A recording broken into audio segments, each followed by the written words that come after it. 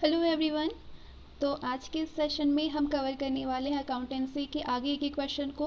अब तक 661 क्वेश्चन को जिसने अभी तक नहीं देखा है वो फटाफट से देख लीजिए, लिंक आपको डिस्क्रिप्शन में मिल जाएंगे। तो चलिए आइए शुरू करते हैं क्वेश्चन नंबर 662। क्वेश्चन है, गार्नर बनाम मर्रे का मामला साझेदारों में निम्न अवसर पर परस्पर हिसाब किताब तय करने से संबंध रखता था। The Garner versus Murray case was concerned with the settlement of accounts among the partners at the time of। Answer होगा साझेदार के दिवालिया हो जाने पर, insolvency of a partner. Governor बना मर्रे का मामला साझेदारों में जिस अवसर पर परस्पर हिसाब किताब तय करने से संबंध रखता है वो अवसर है साझेदार के दिवालिया हो जाने पर। Option D. साझेदार के दिवालिया हो जाने पर साझेदारों के बीच में परस्पर हिसाब किताब तय करने के लिए गवर्नर बनाम मर्रे का विवाद लागू होता है। समझ में आ गया कि ये विवाद क्यों लागू होता है। इससे पहले इस टाइप के कितने सारे क्वेश्चन हो चुके हैं और आप सभी को याद होगा। इस विवाद में ये निर्णय लिया गया कि वसूली खाते के लाभ हानि को पुराने अनुपात में बांटा जाएगा और दिवालिया हुए साझेदार की पूंजी घाटे को शोध्य क्षम्य साझेदार अपने पूंजी के अनुपात में अपने पूंजी खाते को डेबिट करेंगे। Next question, read the following statements and mark your answer according to the answer code given below. निम्नलिखित कथनों को पढ़िए और नीचे लिखे गए उत्तर कोड के अनुसार अपने उत्तर कीजिए। और ये हैं आपके स्टेटमेंट्स, 4 स्टेटमेंट है। फर्स्ट स्टेटमेंट है, return on investment ROI is calculated as part of final accounts preparation exercise, यानी निवेश पर प्रत्याय की गणना अंतिम लेखे बनाने की प्रक्रिया के एक अंग के रूप में की जाती है। दूसरा कथन कह रहा है, inventory valuation is a must for ascertaining profit by preparation of a trading account, यानी व्यापार लेखा बना करके लाभ निश्चित करने के लिए स्टॉक का मूल्यांकन करना आवश्यक है। तीसरा स्टेटमेंट है, operational audit is statutory requirement for a company auditor, यानी एक कंपनी के अंकेक्षक के लिए कार्यकरण अंकेक्षण एक वैधानिक आवश्यकता है। और चौथा कथन ये कह रहा है कि Garner versus Murray case relates to settlement of accounts on insolvency of a partner of the firm, यानी गार्नर बनाम मर्रे मामले का जो संबंध है वो फर्म के किसी साझेदार के दिवालिया हो जाने पर हिसाब किताब तय करने से है। अब इस नीचे आपको जो कोड मिलेगा इस कोड के ज़रिए बताइए कि इन चारों स्टेटमेंट में से कौन कौन सा स्टेटमेंट सही है। तो सही जवाब होगा ऑप्शन बी, दूसरा और तीसरा सही है। यानी व्यापार लेखा बनाकर लाभ निश्चित करने के लिए स्टॉक का मूल्यांकन करना ज़रूरी होता है, आवश्यक है। एक कंपनी के अंकेक्षक के लिए कार्यकरण अंकेक्षण एक वैधानिक आवश्यकता है। ये दोनों ही सही है, दूसरा और तीसरा। व्यापार खाता बनाते समय अंतिम रहतिये को व्यापार खाते के क्रेडिट पक्ष में दर्शाते हैं, तो इसलिए लाभ निश्चित करने के लिए स्टॉक या रहतिये का मूल्यांकन करना आवश्यक होता है। किसी साझेदार के दिवालिया होने पर हिसाब किताब तय करने के लिए गवर्नर बनाम मर्रे का विवाद लागू होता है। अगला question, next, in case of dissolution of a firm in which order the following creditors should be paid.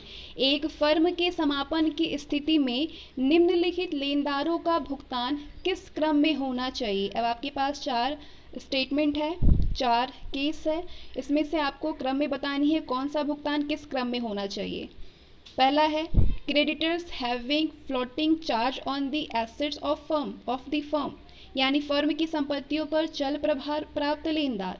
दूसरा है, रेमुनरेशन ऑफ लिक्विडेटर, यानी निस्तारक का पारिश्रमिक। तीसरा है, C option, provident fund money payable to employees, यानी कर्मचारियों को देय भविष्य निधि की राशि।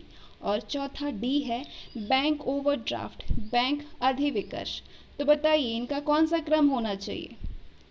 आंसर कोड नीचे दिए हुए हैं और आपको इसको क्रम में लगानी है चारों को। जवाब होगा आपका ऑप्शन डी बी निस्तारक का पारिश्रमिक यानी रेमुनरेशन ऑफ लिक्विडेटर। इसके बाद provident fund money payable to employees, कर्मचारियों को देय भविष्य निधि की राशि।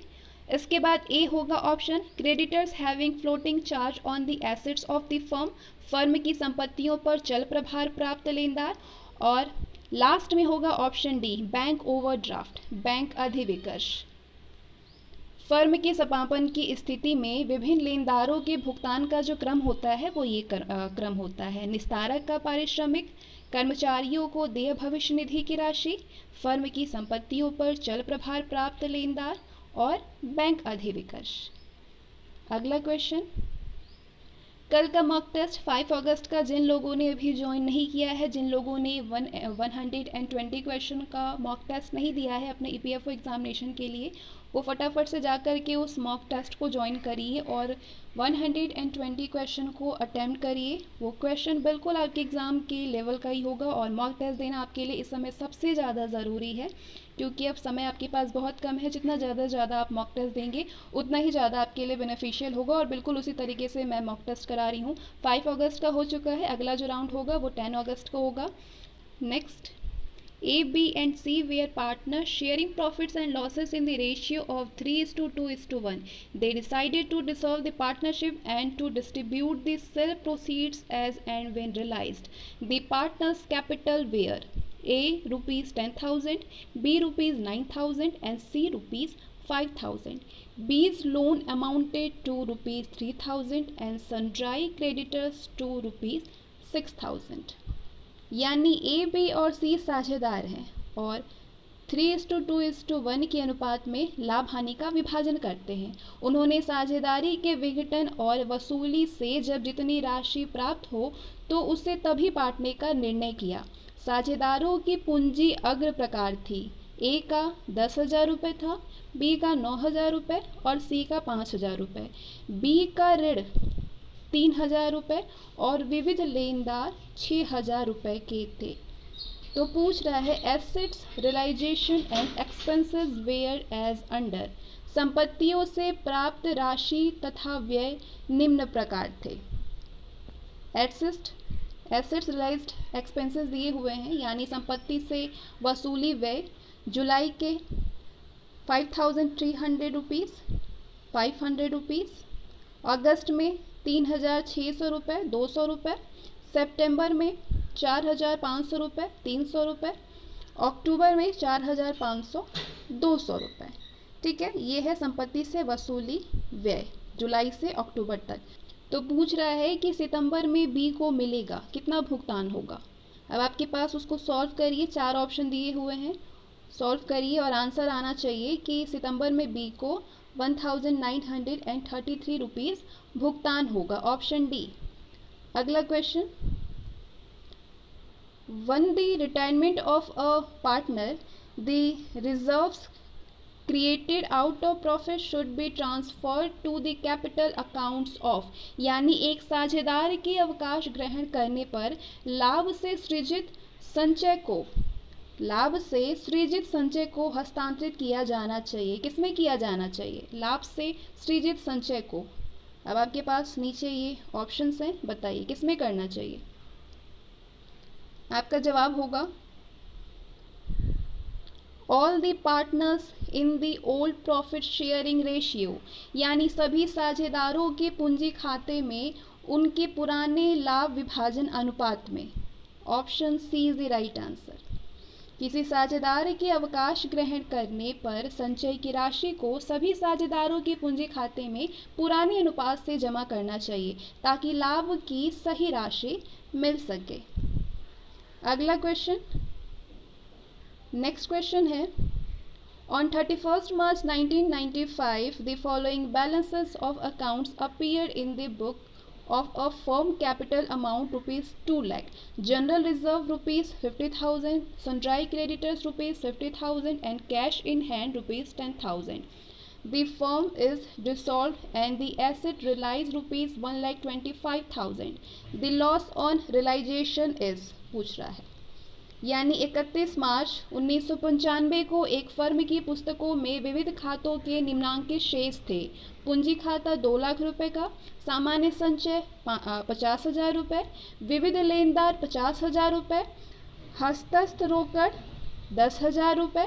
फर्म का समापन हो गया और विभिन्न संपत्तियां बेच करके 1,25,000 रुपये वसूली हुआ। तो वसूली से कितनी हानि हुई वो आपको निकालनी है। क्वेश्चन को पॉज करिए, सॉल्व करिए और अपना आंसर निकालिए। नीचे आपके पास 4 ऑप्शन दिए हैं और इस ऑप्शन के ज़रिए आपको जवाब देनी है। आपका आंसर आना चाहिए 1,65,000 रुपीज़। फॉर्मूला, वसूली पर हानि ज्ञात करने के लिए पहले संपत्ति का मूल्यांकन ज्ञात करना पड़ेगा। तो किस प्रकार से ज्ञात होगा? आर्थिक चिट्ठा निकालेंगे, इधर दायित्व, एक इस तरफ इस पक्ष में संपत्तियां होगी। दायित्व में पूंजी कितना दिया हुआ था? 2 लाख, और संपत्तियों में हस्तगत जो रोकड़ है वो 10,000 है। सामान्य संचय हुआ 50,000 का और लेनदार कितना? 50,000। इसको करेंगे तो 3 लाख होगा, इसको ऐड करेंगे तो 3 लाख हो गया। अब इधर आपका दायित्व पक्ष निकल आया। संपत्तियां हस्तगत 10,000 है और संपत्ति 2,90,000, शेष मूल्य होगा 3 लाख। यानी 29 लाख की संपत्ति से 1,25,000 वसूल हुआ और हानि है ये तो 2,90,000 में से 1,25,000 1,25,000 को माइनस करेंगे तो 1,65,000 आएगा। ठीक है, 2,90,000 की संपत्ति से 1,25,000 वसूल हुआ तो हानि है। 2,90,000 में से 1,25,000 माइनस करेंगे तो 1,65,000 आंसर आएगा ऑप्शन बी। अगला question, question number 668। A, B and C are partners. They admit D as a partner and guarantee that his share of profit shall not be less than rupees 20,000 PA per annum. Profit are to be shared in the ratio of 4:3:3:2 respectively. If total profits for a year were rupees 96,000, A share of profits will be. यानी ए, B और सी साझेदार हैं, वो D को साझेदार के रूप में शामिल करते हैं और उसे गारंटी देते हैं कि उसके लाभ का हिस्सा 20,000 रुपये प्रति वर्ष से कम ना होगा। तो लाभ का विभाजन दिया हुआ है, क्रमशः 4, 3, 3 और 2 के अनुपात में किया जाएगा। यदि एक वर्ष का कुल लाभ 96,000 रुपये हो तो एक के लाभ का अंश कितना होगा? 4 ऑप्शन दिए हुए हैं आपके पास, उसको पॉज करिए, सॉल्व करिए और अपना आंसर निकालिए। आंसर आपका आना चाहिए ऑप्शन ए 30,400 रुपये। इस तरीके से आप पॉज करके आप सॉल्व कर सकते हैं जिस तरीके से इसने सॉल्व किया हुआ है। 76,000 इंटू 4/10 जितनी वैल्यू दी हुई गई है उसमें से निकालिए और आंसर ऑप्शन ए आना चाहिए।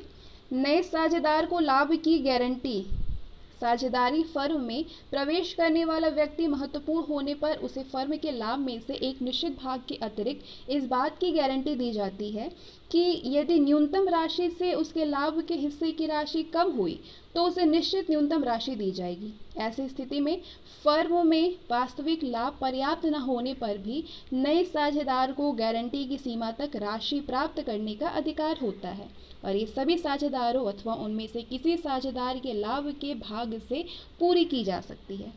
यदि गारंटी सभी साझेदारों द्वारा प्रदान की गई हो तो ऐसी स्थिति में गारंटी की सीमा तक लाभ की राशि बचे साझेदार के पूंजी अथवा चालू खाते में जमा की जाएगी और शेष लाभ का विभाजन पुराने साझेदारों में उनके लाभ विभाजन अनुपात पे होगा।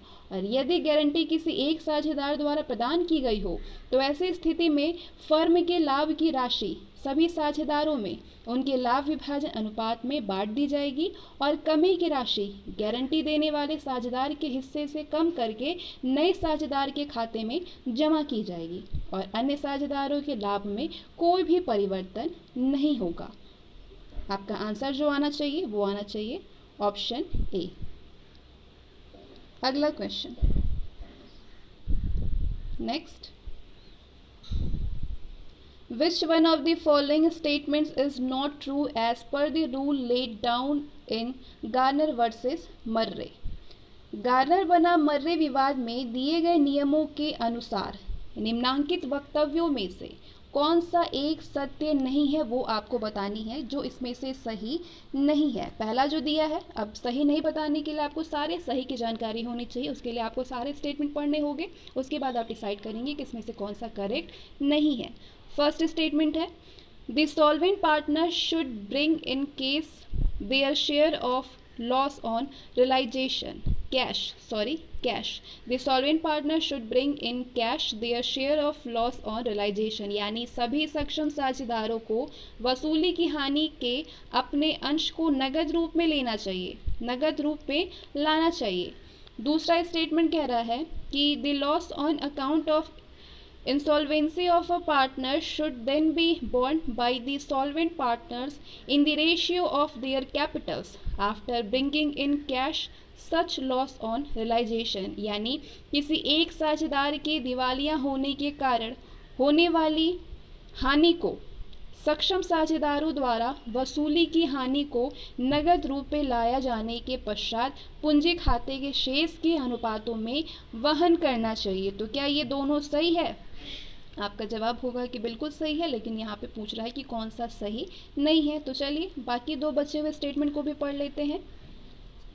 A solvent partner having debit balance in his capital account just before the dissolution will not be required to bear the loss on account of insolvency of a partner, यानी समापन के ठीक पहले पूंजी खाते के डेबिट शेष वाले सक्षम साझेदार को किसी साझेदार की दिवालियापन से उत्पन्न हानि को सहन करने की आवश्यकता नहीं है। ये भी बिल्कुल सही है। तो जब सारे सही है तो बचा ऑप्शन डी, अब ये गलत होना चाहिए। A solvent partner having debit balance in his capital account just before dissolution should bring in sufficient cash to raise his capital to his profit ratio, समापन के ठीक पहले पूंजी खाते के डेबिट शेष वाले सक्षम साझेदार को अपनी पूंजी को लाभ बंटन अनुपात तक उठाने के लिए समुचित नगद राशि लानी चाहिए। ये बिल्कुल गलत है, यानी आपका जवाब होगा option D. Option D. Governor बना मर्रे के अनुसार दिवालिया साझेदार के पूंजी की कमी को शोध क्षम्य साझेदारों द्वारा वर्ष की प्रारंभिक पूंजी के अनुपात में वहन किया जाना चाहिए। ठीक है, तो इसीलिए option D is the right answer, because statement wrong था। गवर्नर बना मर्रे के बारे में। अगला क्वेश्चन है, पहले क्वेश्चन पढ़ लेते हैं फिर हम ऑप्शन की तरफ बढ़ेंगे। In the context of dissolution of a firm which of the following statement is true. अब यहाँ पे आपको बतानी है कि फर्म के समापन के संदर्भ में, फर्म के समापन के संदर्भ में जो कथन आपको नीचे मिलेगा उनमें से कौन सा वक्तव्य सत्य है। 4 वक्तव्य है और इसमें से बताइए कि कौन सा सत्य है, क्योंकि अब सिर्फ आपको सत्य बतानी है तो आप इसमें से सारे पढ़िए पॉज करके और बताइए कि इनमें से कौन सा सत्य है। आपका सही जवाब होगा option A, dissolution of a firm automatically result in dissolution of a partnership, यानी फर्म के समापन के परिणाम स्वरूप साझेदारी का भी स्वयमेव समापन हो जाता है, स्वयमेव समापन हो जाता है। फर्म के समापन के परिणाम स्वरूप साझेदारी का भी स्वयंमेव समापन हो जाता है। बाकी सारे ही गलत है। अगला, तो फर्म के समापन पर साझेदारी का समापन स्वतः ही हो जाता है, स्वमेव हो जाता है। Next, in the absence of any contract to the contrary profit on dissolution of a partnership firm is credited to the partner's capital account, किसी विपरीत समझौते की अनुपस्थिति में साझेदारी फर्म के विघटन की दशा में पूंजी लाभ साझेदारों के पूंजी खाते में क्रेडिट किया जाता है। तो बताइए कौन सा आंसर होगा। किसी भी विपरीत समझौते की अनुपस्थिति में साझेदारी फर्म के विघटन की दशा में पूंजी लाभ साझेदारों के पूंजी खाते में क्रेडिट किया जाता है।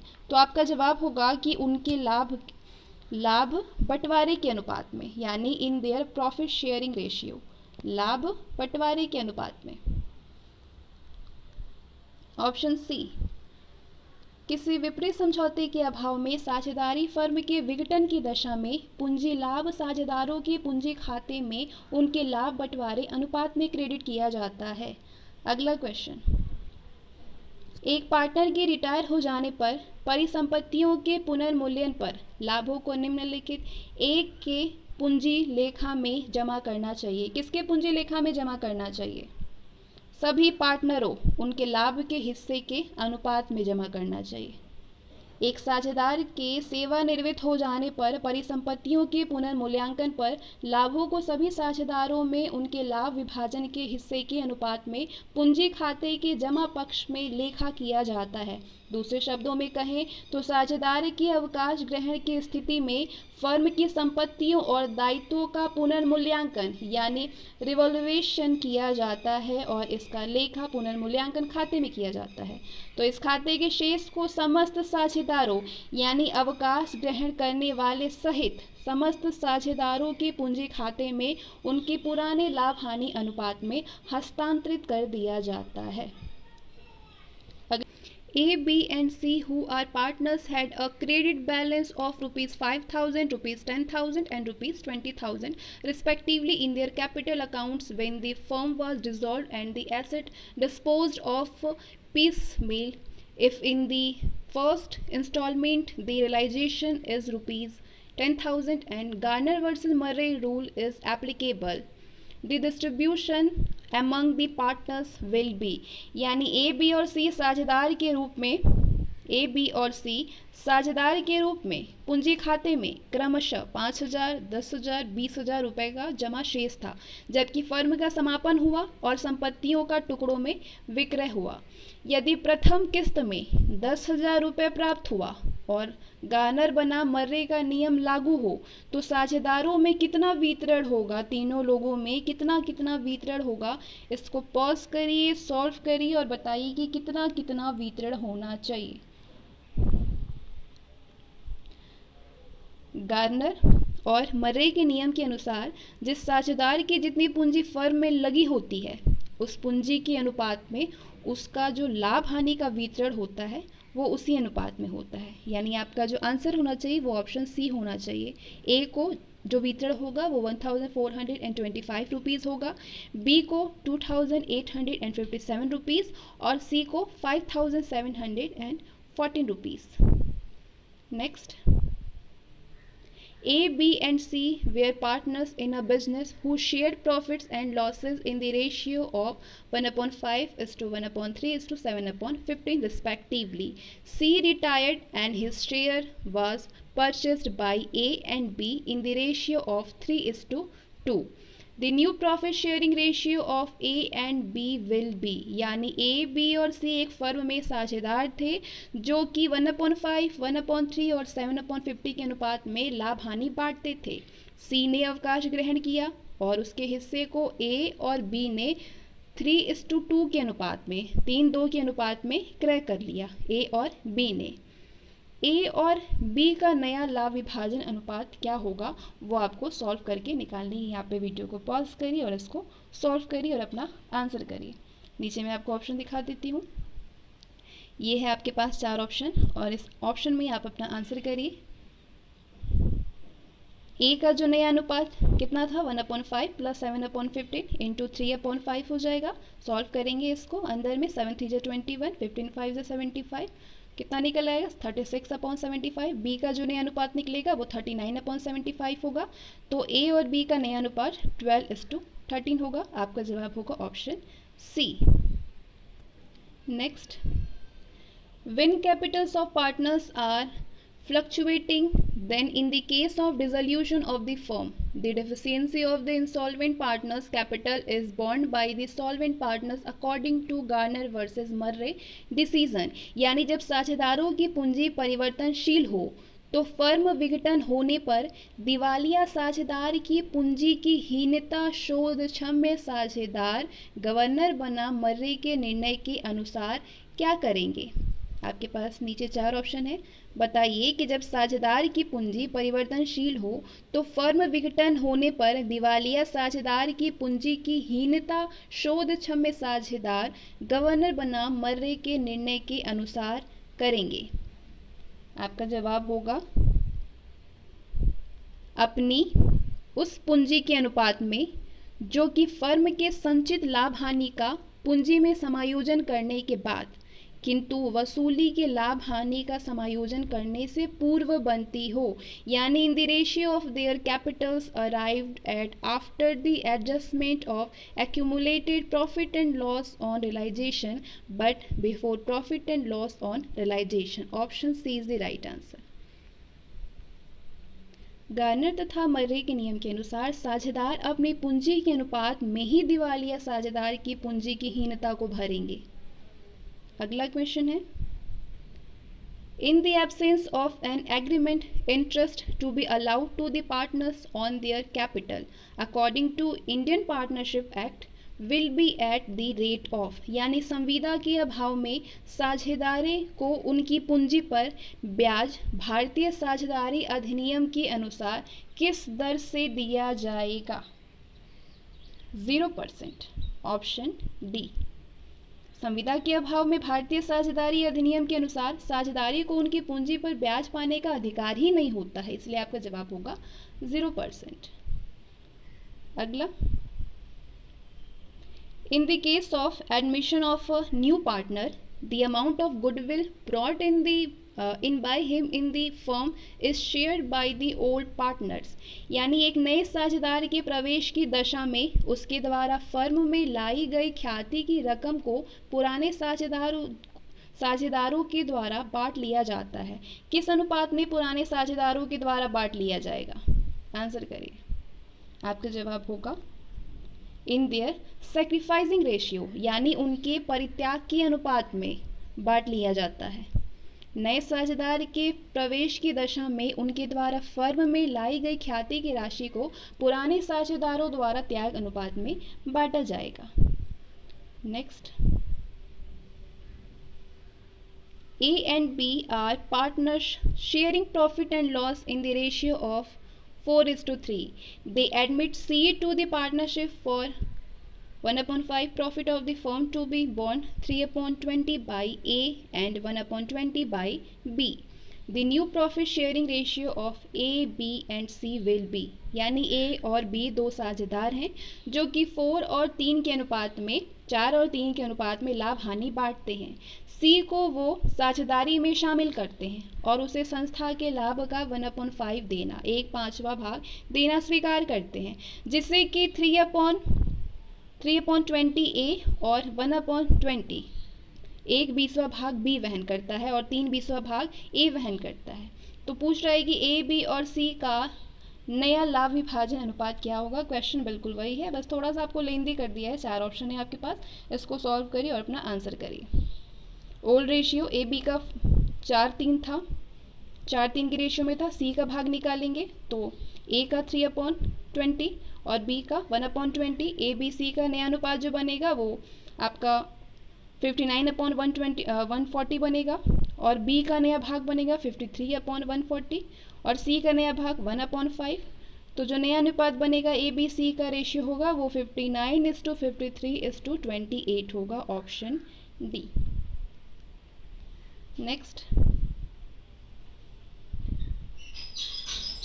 Which of the following statement regarding the dissolution of a partnership firm is true? यानी एक साझेदारी फर्म के विघटन के संबंध में निम्नलिखित में से कौन सा कथन सत्य है? आपसे पूछ रहा है कि कौन सा इसमें से ट्रू है एक साझेदारी फर्म के विघटन के संबंध में। सत्य पूछ रहा है तो पहला देखिए आप, Only the asset of the firm can be used for the payment of the firm liabilities, यानी फर्म के दायित्वों के भुगतान के लिए केवल फर्म की संपत्तियों का उपयोग किया जा सकता है। बिल्कुल गलत है।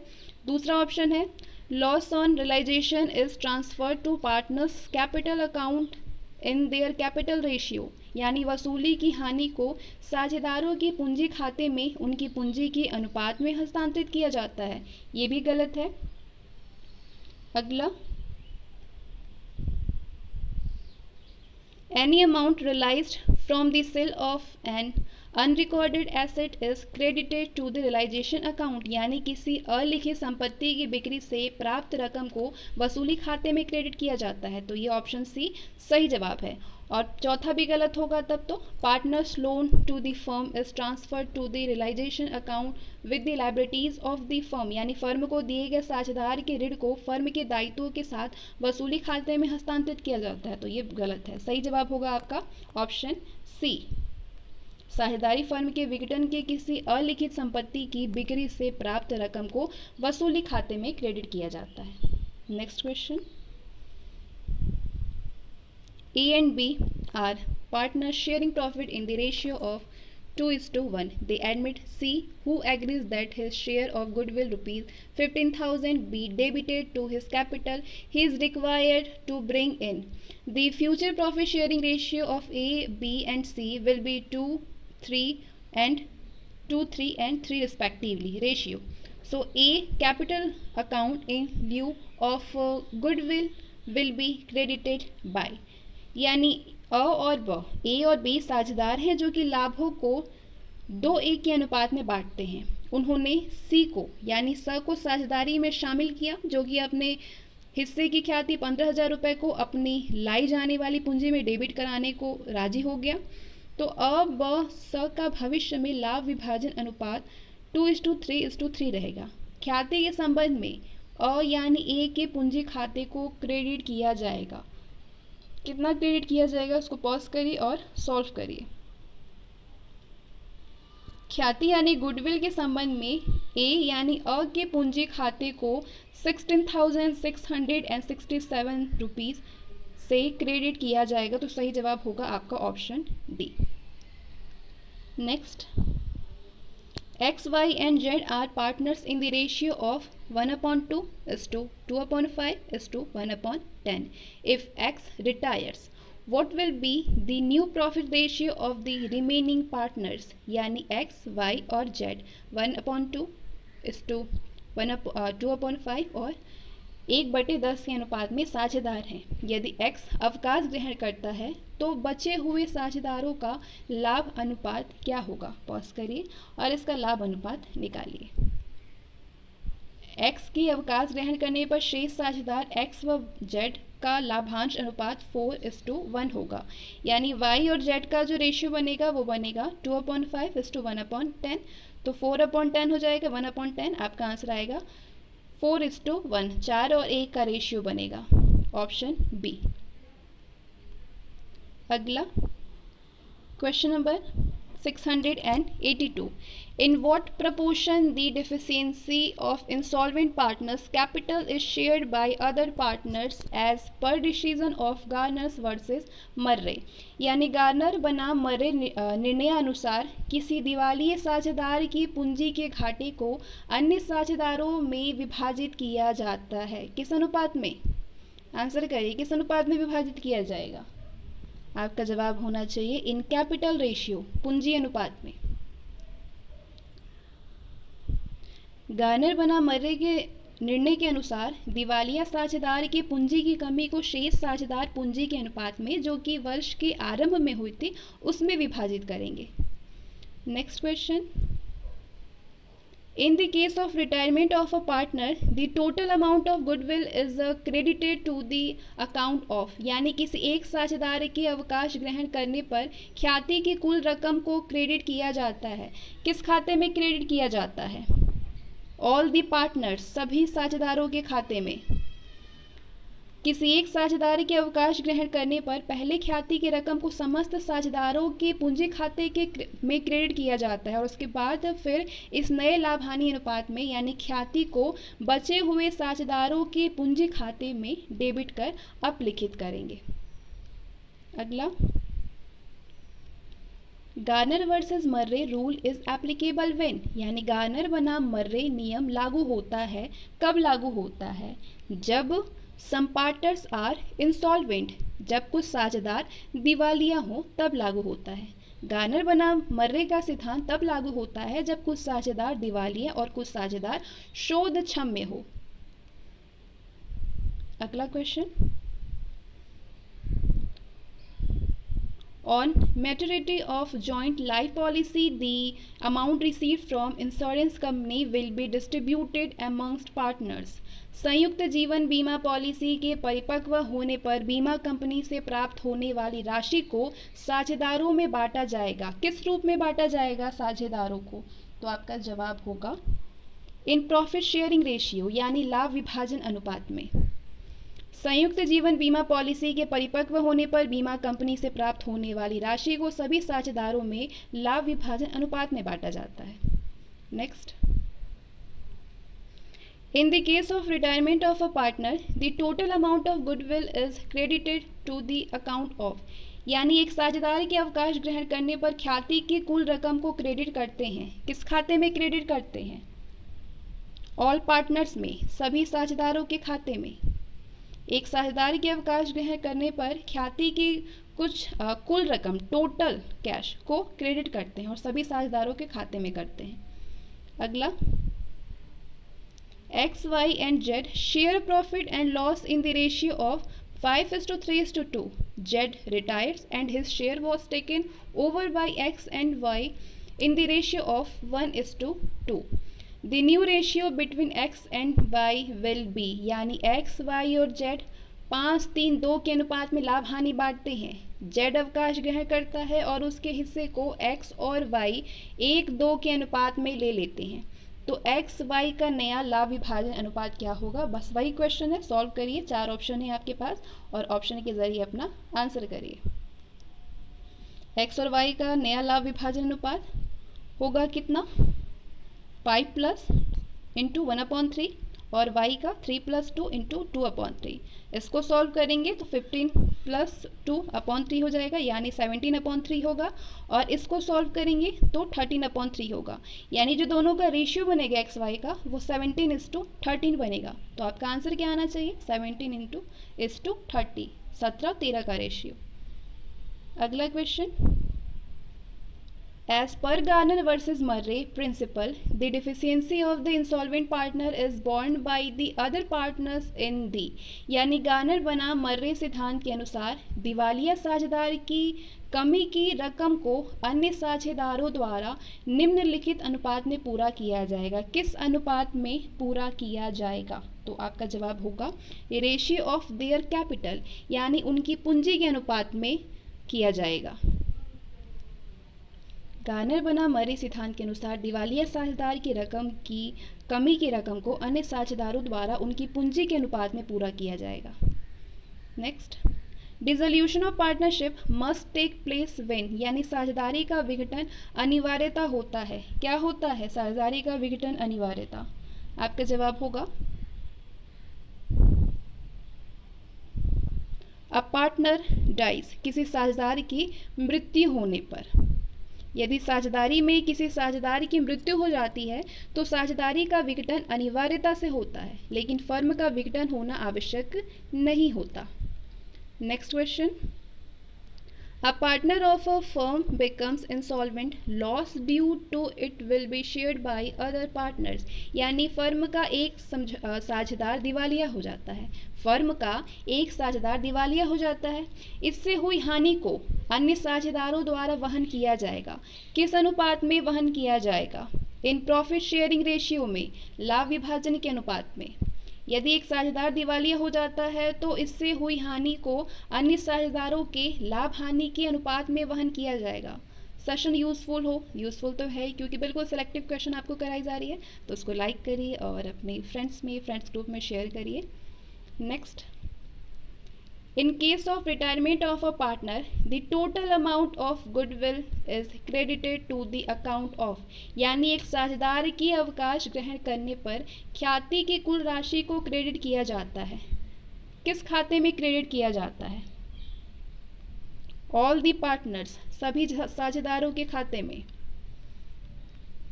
एक साझेदार के अवकाश ग्रहण करने पर ख्याति की कुल राशि को सभी साझेदारों की पूंजी के खाते में क्रेडिट कर दिया जाता है। नेक्स्ट क्वेश्चन, एक फर्म के विक्रय के समय अंशों एवं ऋण पत्रों के रूप में प्राप्त क्रय प्रतिफल साझेदारों में बांटी जाती है। किस अनुपात में बांटी जाएगी? At the time of sale of a firm the purchase consideration received in the form of shares and debentures will be distributed among the partners in the ratio of।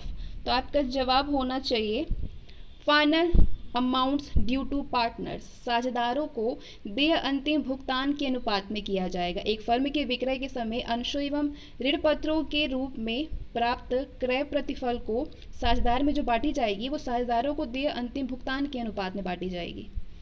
अगला question, When goodwill is raised in the books, the capital accounts of the old partners are credited in। यानी जब पुस्तकों में ख्याति खाता खोला जाता है तो पुराने साझेदारों के पूंजी खाते में क्रेडिट किया जाता है। उनके किस अनुपात में क्रेडिट किया जाएगा? उनके पुराने लाभ विभाजन अनुपात में, ओल्ड प्रॉफिट शेयरिंग रेशियो। जब पुस्तकों में ख्याति खाता खोला जाता है तो पुराने साझेदारों के पूंजी खातों को पुराने लाभ विभाजन अनुपात में क्रेडिट किया जाता है। अगला question, goodwill of a firm of A and B is valued at rupees 30,000. It's appearing in the books at rupees 12,000 होगा, 12,000 होगा, यहाँ पे एक जीरो मिसिंग है। C is admitted for 1/4 share. The amount of goodwill which he is supposed to bring will be। यानी अ और ब, ए और बी की फर्म की ख्याति का मूल्य 30,000 रुपये है। पुस्तकों में इसे 12,000 रुपये प्रदर्शित किया जाता है। सी यानी स को 1/4 भाग हेतु प्रवेश किया जाता है, 1/4 भाग के लिए प्रवेश किया गया तो उसे ख्याति के लिए जो राशि लानी चाहिए वो राशि कितनी होगी? 4 ऑप्शन है, इसको सॉल्व करिए और अपना आंसर करिए कि कितना अमाउंट होगा। सी यानी स के द्वारा ख्याति की लाई जाने वाली राशि कितनी होगी? 30,000 दिया था, माइनस 12,000 इंटू 1/4 भाग, इसको सॉल्व करेंगे 18,000 इंटू 1/4 यानी 4,500, 4,500, ऑप्शन ए 4,500 रुपये। Next question, A and B are equal partners. When partnership was dissolved, their capitals are rupees 30,000 and 40,000 respectively. After all assets are sold and liabilities paid, there is cash balance of rupees 60,000. The amount of profit or loss on realization is। यानी A और B समान साझेदार हैं। साझेदारी के विघटन के समय उनकी पूंजी 30,000 रुपये और 40,000 रुपये थी। समस्त संपत्तियों को बेचने और दायित्व का भुगतान करने के बाद 60,000 रुपये रोकड़ शेष है। तो बताइए कि वसूली से लाभ या फिर हानि होगा। इसको पॉज करिए और इसको सॉल्व करिए और बताइए कि लाभ होगा या फिर हानि होगा। साझेदारी विघटन के समय उनकी पूंजी 40,000 रुपये और 30,000 रुपये थी तो उनका जो कुल दायित्व होगा, कुल दायित्व प्लस 30,000 प्लस 40,000 हो जाएगा, कुल दायित्व बराबर 70,000 रुपये। रोकड़ शेष 60,000 रुपये है तो 70,000 माइनस 60,000 इक्वल टू 10,000 रुपये। वसूली से क्या होगी? हानि होगी। Option A is the right answer. 10,000 रुपये का लाभ होगा, नहीं हानि होगी। Option D, loss of rupees 10,000 rupees. अगला question number 696, deficiency account is prepared in the event of. कमी खाता या अपूर्णता खाता तब बनाया जाता है जब क्या होता है? जब दिवालिया होने पर साझेदारी फर्म का विघटन हो तब बनाया जाता है। Dissolution of partnership firm under insolvency.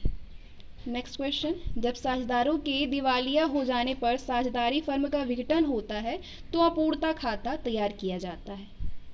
अगला, X, Y and Z share profit and losses in the ratio of 5:3:2. Z retires and his share is taken by X and Y in the ratio of 1:2. The new profit loss sharing ratio between X and Y will be। यानी X और Y और Z 5, 3 और 2 में लाभ हानि बांटते हैं, 5, 3, 2 के अनुपात में लाभ हानि बांटते हैं। Z अवकाश ग्रहण करता है और उसके हिस्से को X और Y 1:2 के अनुपात में ले लेते हैं। तो बताइए कि x और y का नया लाभ बंटन अनुपात क्या होगा। लाभ बंटन अनुपात पूछ रहा है। 4 ऑप्शन है आपके पास और इसको सॉल्व करिए। x, y और z का अनुपात 5, 3, 2 का दिया है। z का जिसमें हिस्सा है 2/10, x का 1/15 हो जाएगा। तो x का जो कुल भाग बनेगा वो 17/30 होगा और y का 2/10 इंटू 2/3 इक्वल टू 2/15। तो y का कुल भाग बनेगा 13/30। x का कुल भाग कितना 17/30 और y का कितना 13/30। तो इनका रेशियो कितना हो जाएगा 17:13। सही जवाब होगा ऑप्शन ए, 17:13 का रेशियो बनेगा। अगला question, On dissolution of a partnership firm, the debit balance of profit and loss account is transferred to, यानी साझेदारी फर्म के विघटन पर लाभ हानि खाते का डेबिट शेष हस्तांतरित किया जाता है। किस खाते में हस्तांतरित किया जाता है? पार्टनर्स कैपिटल अकाउंट में, साझेदारों के पूंजी खाते में। साझेदारी फर्म के विघटन पर लाभ हानि खाते का डेबिट शेष साझेदारों के पूंजी खाते में उनके लाभ हानि के अनुपात में हस्तांतरित कर दिया जाता है। अगला question, When a goodwill account is raised at the time of admission of a new partner, credit is given to old partners in their, यानी यदि एक साझेदार के प्रवेश के समय पुस्तकों में ख्याति का खाता खोला जाता है तब पुराने साझेदारों में ख्याति किस प्रकार से बांटी जाती है। 4 ऑप्शन है आपके पास और बताइए कि ख्याति को किस प्रकार से बांटा जाएगा। ओल्ड प्रॉफिट शेयरिंग रेशियो, यानी पुराने लाभ बांटने के अनुपात में ही बांटा जाएगा। फर्म में जब नया साझेदार प्रवेश करता है तो ख्याति खाता खोला जाता है और ख्याति को पुराने साझेदारों में पुराने लाभ हानि अनुपात में बांट देते हैं। अगला question, partnership must be dissolved when, यानी साझेदारी का विघटन होना चाहिए जब, कब होना चाहिए? जब अ पार्टनर डाइज, यानी एक साझेदार की मृत्यु हो जाती है तब। साझेदार की मृत्यु हो जाएगी तो साझेदारी का विघटन स्वाभाविक है, लेकिन फर्म का विघटन नहीं होगा, इस बात का ध्यान रखिएगा। अगला question, who was insolvent in Garner versus Murray case, Garner बनाम मर्रे विवाद में कौन साझेदार दिवालिया था? ऑप्शन है आपके पास 4, कौन था साझेदार दिवालिया? आंसर होगा Wilkins, option B Wilkins. Garner बनाम मर्रे विवाद जो कि 1930 में प्रस्तुत किया गया था, इसमें विल्किंस दिवालिया हो गया था। Next question, if the goodwill raised at the time of retirement of a partner is to be written off, then the capital accounts of the remaining partners are debited in, यानी यदि एक साझेदार की अवकाश ग्रहण करते समय निर्मित ख्याति को अपलिखित करना है तो उसे शेष साझेदारों में डेबिट किया जाएगा। किस अनुपात में डेबिट किया जाएगा? नए लाभ हानि विभाजन अनुपात में, न्यू प्रॉफिट शेयरिंग रेशियो में। एक साझेदार के अवकाश ग्रहण करने के बाद निर्मित ख्याति को शेष साझेदारों में नए लाभ हानि विभाजन अनुपात में उनके खाते को डेबिट कर दिया जाता है। अगला question, loss arising due to insolvency of a partner is to be borne by other partners, एक साझेदार की दिवालिया होने के कारण हुई हानि को अन्य साझेदारों द्वारा वहन किया जाता है। किस अनुपात में वहन किया जाता है? समान अनुपात में तो किया नहीं जाएगा, लाभ विभाजन अनुपात में किया जाएगा। In the profit sharing ratio, option C. भारतीय साझेदारी अधिनियम 1932 की धारा 48 में वर्णित विवरण जो है वो ये है, वसूली पर हुए लाभ और हानि को साझेदारों में लाभ हानि के अनुपात में बांटा जाएगा। वसूली की हानि को साझेदार नगद लाएंगे। दिवालिया साझेदार की संपत्ति से प्राप्त राशि, यदि कोई राशि हो तो उसके पूंजी खाते में क्रेडिट किया जाएगा। क्रेडिट, दिवालिया साझेदार की पूंजी की कमी को शोध क्षम्य साझेदारों में विघटन से पहले उनकी समायोजित पूंजी के अनुपात में बांटा जाएगा। ये है भारतीय साझेदारी अधिनियम 1932 की धारा 48 में वर्णित विवरण। Next, When a partner retires, the decreases in the value of a liability is credited to. जब एक साझेदार अवकाश ग्रहण करता है तब दायित्व के मूल्य में जो कमी होती है उसको किसमें क्रेडिट किया जाता है? Profit and loss adjustment account में, लाभ हानि समायोजन खाते में। साझेदार के अवकाश ग्रहण करने पर दायित्व के मूल्य में कमी से लाभ हानि समायोजन खाते को ये प्रविष्टियों से क्रेडिट किया जाता है। Liabilities account debit record to profit and loss adjustment account. Next, realisation account is a, वसूली खाता क्या है? वसूली खाता नॉमिनल अकाउंट है, नाम मात्र का खाता है। वसूली खाता नाम मात्र का खाता है और ये उस समय खोला जाता है जब किसी फर्म का विघटन होता है। अगला question, A B and C are equal partners. A, B and D die together in a plane crash. A, B and D die together in a plane crash. The accident result in, यानी A, B, C और D बराबर की साझेदार हैं। एक हवाई जहाज दुर्घटना से A, B और D की एक साथ मृत्यु हो जाती है तो इस दुर्घटना का परिणाम क्या होगा? बताइए। 4 ऑप्शन है आपके पास और उनका परिणाम बताइए। जवाब होगा both dissolution of partnership and firm, साझेदारी तथा फर्म दोनों का विघटन होगा। सभी साझेदारों के मध्य साझेदारी का विघटन साझेदारी और फर्म दोनों का विघटन कहा जाता है।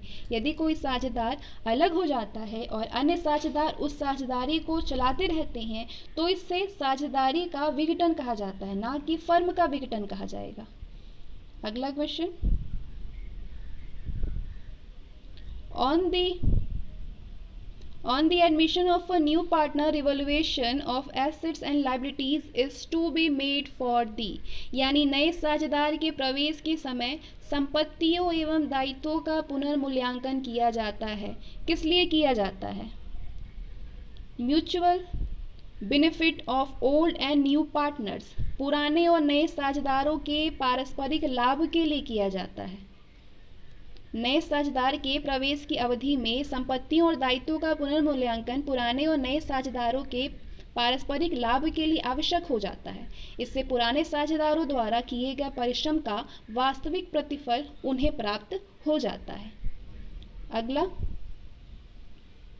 When a firm is dissolved, goodwill account is closed by transferring to, साझेदारी जब भंग की जाती है तो ख्याति खाते को बंद किया जाता है, स्थानांतरित करके। किसमें स्थानांतरित करके, किस खाते में? आपका जवाब होगा रियलाइजेशन अकाउंट में, वसूली खाते में। साझेदारी के भंग होने पर ख्याति के खाते को इस प्रविष्टि में वसूली खाते में स्थानांतरित की जाती है, realisation account to goodwill account. Next question, A and B are partners sharing profit and losses in ratio 2:1.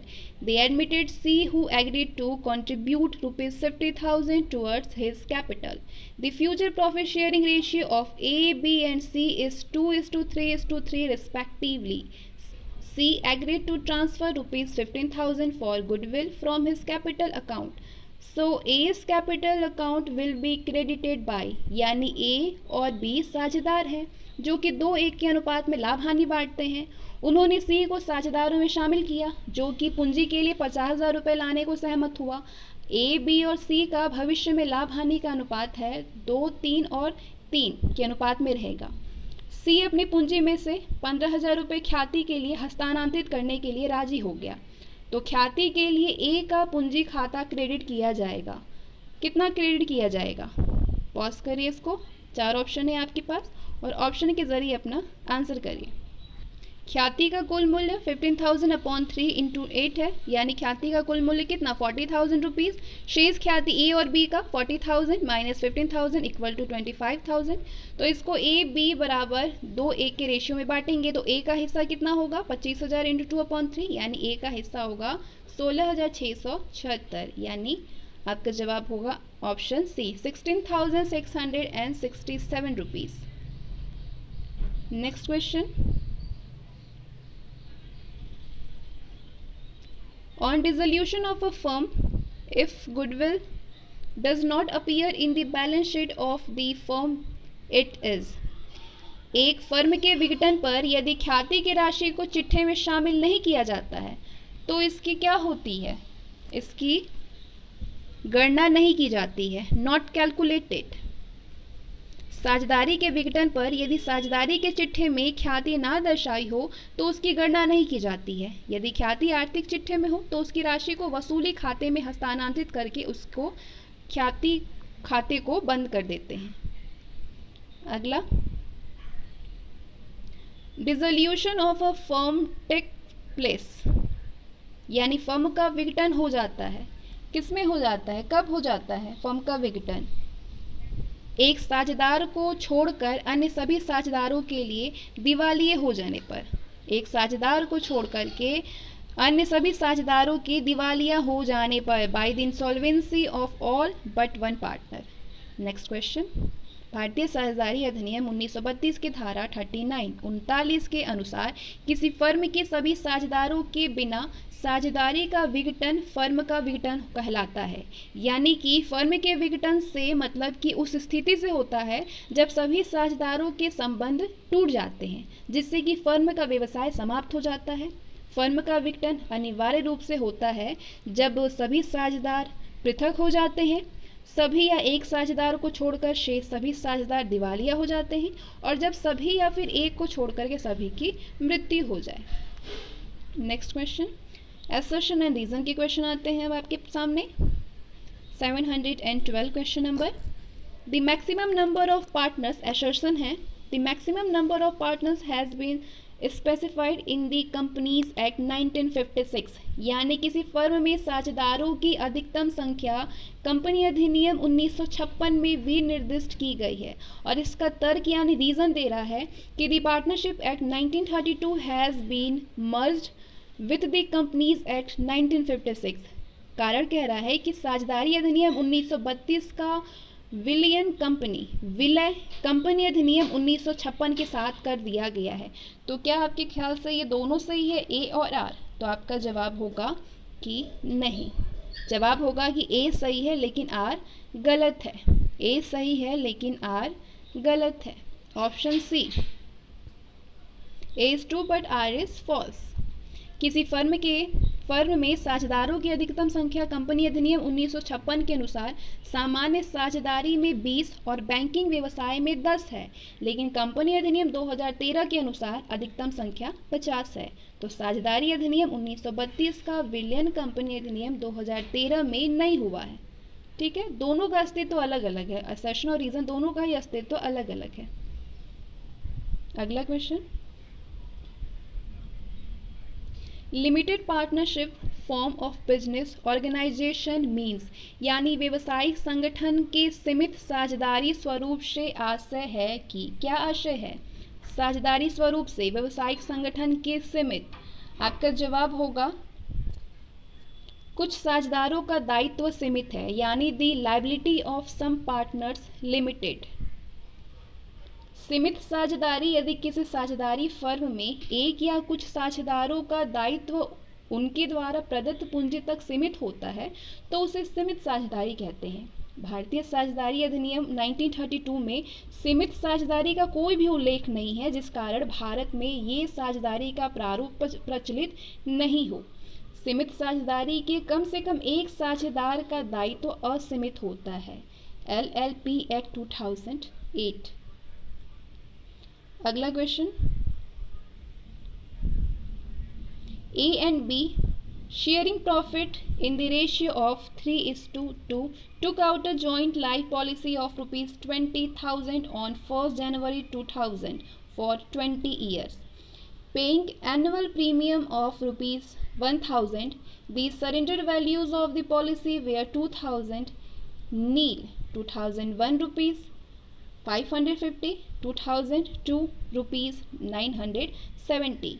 यानी ए और बी जो कि 3-2 के अनुपात में लाभ विभाजन करते हैं, 1 जनवरी 2000 को 20,000 रुपये की एक संयुक्त जीवन बीमा पॉलिसी 20 वर्षों के लिए ली, जिसके लिए 1,000 रुपये प्रति वर्ष प्रीमियम दिया जाता था। तो पॉलिसी के समर्पण मूल्य थे 2,000 शून्य, 2001 में 550 रुपये और 2002 में 970 रुपये।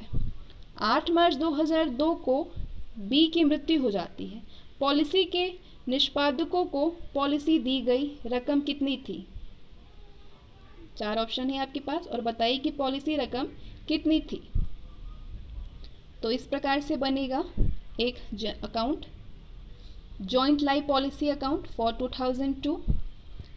इधर आपका होगा, पहले बीच में आप एक लाइन क्रिएट करेंगे, इधर आप लिखेंगे टू बैलेंस ओल्ड, कितना दिया था बैलेंस? 550।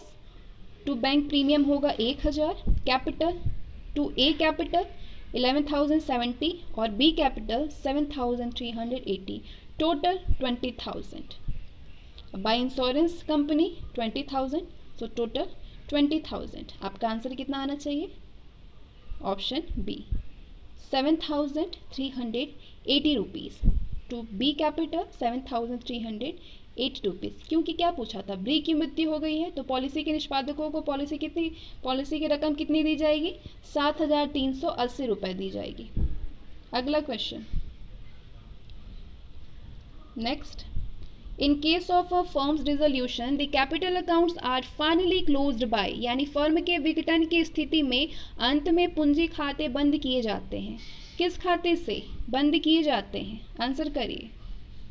कैश और बैंक अकाउंट, रोकड़ या बैंक खाते से।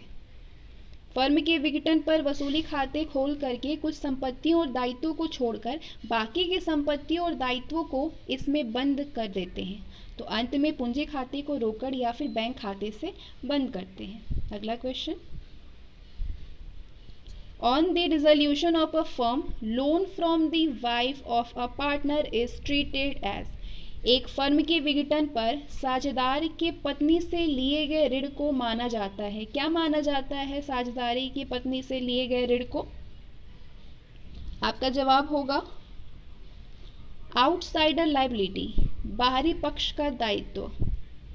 एक फर्म के विघटन पर साझेदार की पत्नी से लिया गया ऋण बाहरी पक्ष का दायित्व मानते हैं, तो इसे वसूली खाता में हस्तांतरित करके इस खाते को बंद कर दिया जाता है। अगला क्वेश्चन,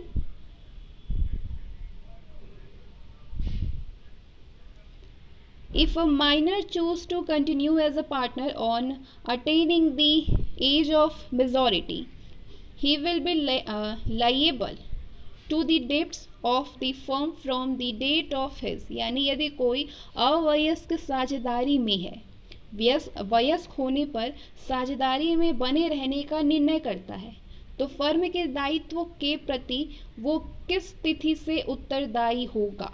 फर्म के दायित्व के प्रति वयस्कता प्राप्त होने की तिथि से, यानी अटेनिंग मेजॉरिटी। Option A. एक अवयस्क साझेदार वयस्क होने पर उसे 6 महीने के अंदर इस बात की सार्वजनिक सूचना देनी होती है कि वो साझेदार रहना चाहता है या फिर नहीं। यदि 6 महीने तक सूचना नहीं देता है तो इस अवधि के बीत जाने पर वो फर्म का साझेदार बन जाता है और इस प्रकार से वो फर्म में लाभों के लिए प्रवेश किए जाने की तिथि से ही फर्म के दायित्वों के प्रति उत्तरदायी हो जाता है। Next question, realization account is prepared by a partnership firm at the time of, यानी एक साझेदारी फर्म के द्वारा वसूली खाता तैयार किया जाता है। किस समय तैयार किया जाता है? डिसोल्यूशन ऑफ द फर्म, यानी फर्म के विघटन के समय तैयार किया जाता है। वसूली खाता फर्म के विघटन के समय तैयार किया जाता है। ये एक नाम मात्र का खाता होता है। इसके लाभ या हानि को समान साझेदारों में उनके लाभ हानि के अनुपात में बांट दिया जाता है। Next, in the absence of any contract to the contrary, capital profit on dissolution of a partnership firm is shared amongst partners। किसी वितरित अनुबंध के अभाव में साझेदारी फर्म के समापन पर हुए पूंजी लाभ को साझेदारों में विभाजित किया जाएगा। किस अनुपात में विभाजित किया जाएगा साझेदारों को? पूंजी अनुपात में, इन कैपिटल रेशियो। साझेदारी फर्म के समापन पर हुई पूंजी लाभ को अनुबंध के अभाव में पूंजी अनुपात में विभाजित किया जाता है। अगला question, in the event of the death of a partner the accumulated profit and losses are shared by the partners in their, किसी एक साझेदार की मृत्यु की दशा में संचित लाभ और हानि का वितरण साझेदारों के बीच उनके किस अनुपात